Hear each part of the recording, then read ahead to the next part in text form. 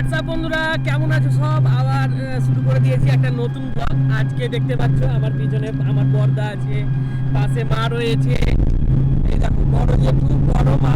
আর ওই যে সামনের গাড়িটা দেখতে পাচ্ছ, সামনের গাড়িতে রয়েছে, একটু দূরে রয়েছে সামনের গাড়িটা। তো সামনের গাড়িতে রয়েছে আমার ভাইপো, বৌদি এবং সহকাকার পুরো ফ্যামিলিটা।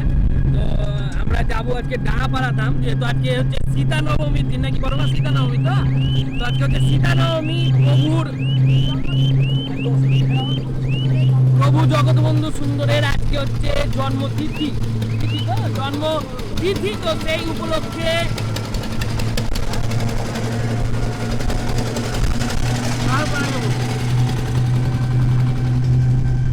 উপলক্ষে কিন্তু ডাঙাপাড়া ধামে প্রচন্ড ভিড় এবং উৎসব হয় এবং একটা বিশাল পরিমাণে মেলা বসে।